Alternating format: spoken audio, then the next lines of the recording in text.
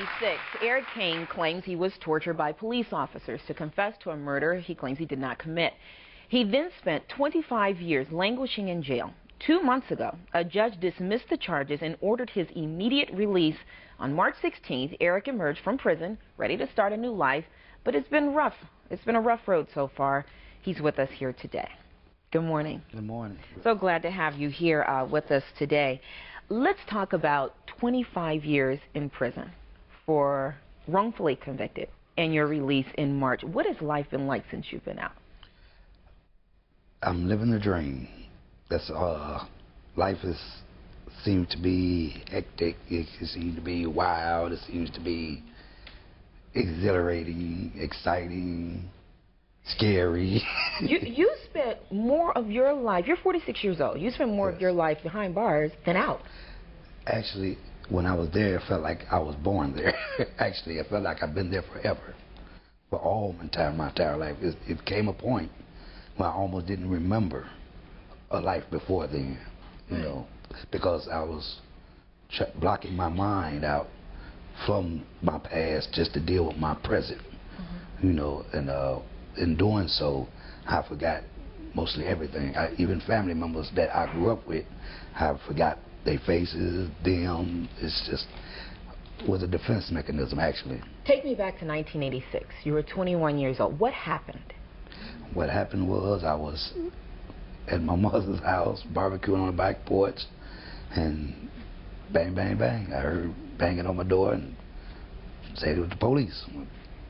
So I ran to put my shirt on, my clothes on, opened the door, and I got bum rushed. They bum rushed me, saying I was under arrest. I was flabbergasted.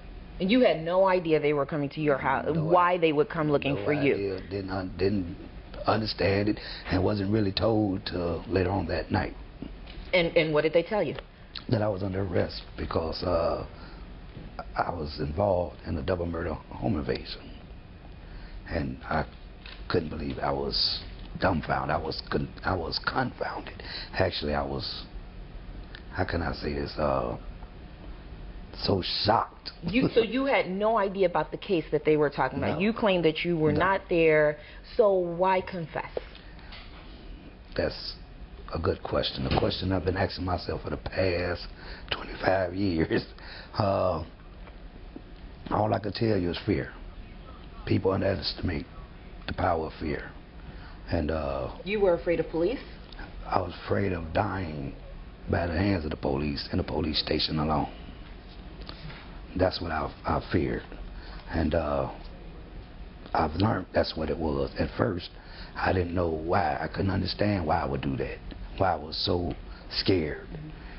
You claim that you were a victim of torture under former police commander John Burge's watch. Yes. What exactly did they do to you?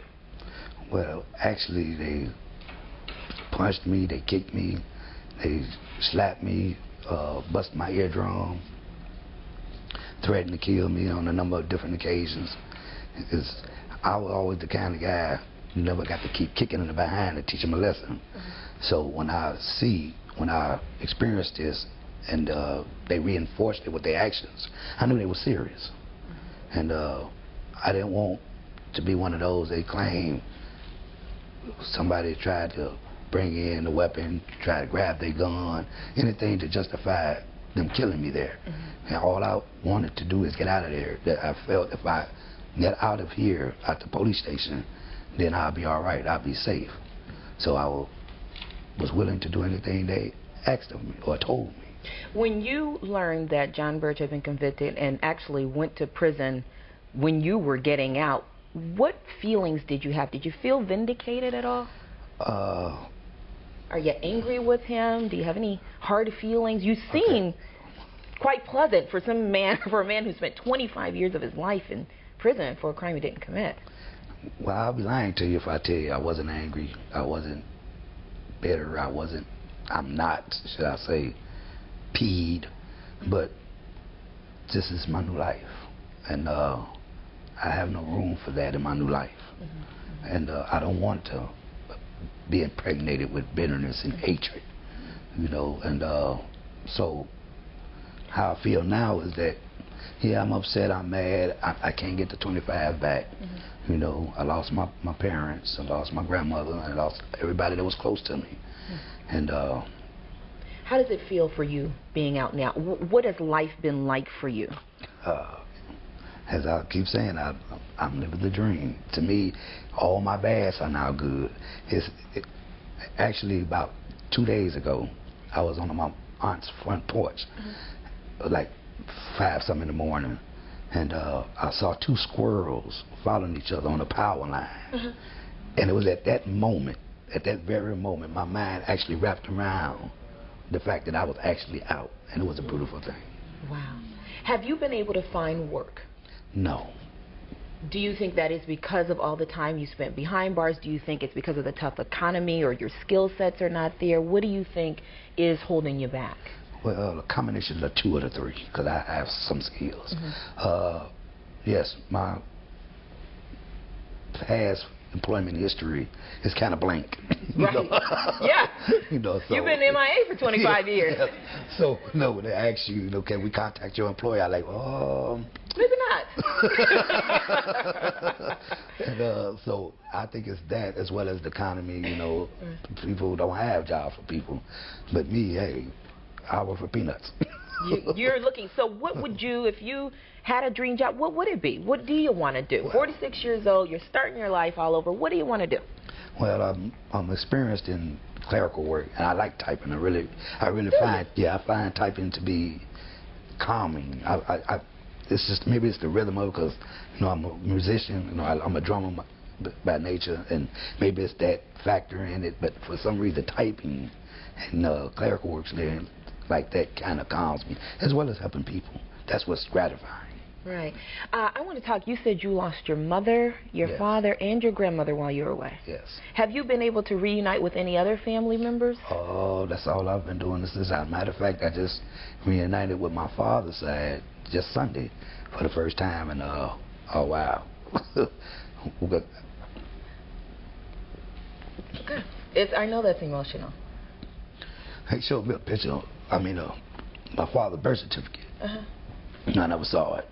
So I really didn't know my grandparents was really born from. I knew they was from Louisiana, but I didn't know exactly details. And when I saw that, you know, it kind of got me, you know.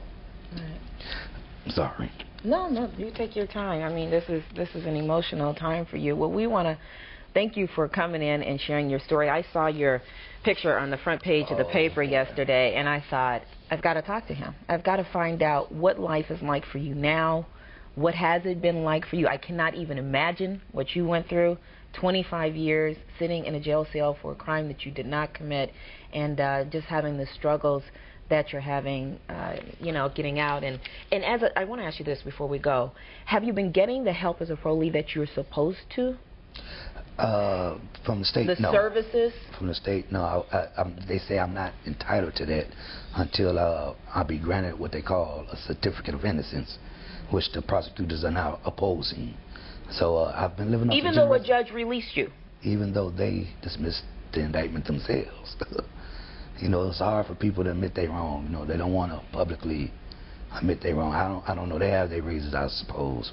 Will you be getting any kind of settlement for this? At this moment, no. No? No, but I'm working on that. Okay. Well, my attorneys are working on that, should I say. Okay. All right. Well, we're hoping that maybe somebody out there is listening to your story and maybe has some work for you, has something that they can offer for you, an angel to help give this man a chance to make something of his life. You can tell that he definitely wants to. It was taken away from him for 25 years. So if you know of any job for Eric, please don't hesitate to email us here at wcl@windycitylive.com. Thank you. Thank you for coming to tell you. That takes a lot. It takes a lot to come and tell your story. Appreciate it. Coming up next on Windy City Live, Nina Chantel is standing by with the latest in celebrity gossip, and then later, the best deals for Pops on Father's Day. You like the celeb gossip? Yeah. Good. Well, stick around.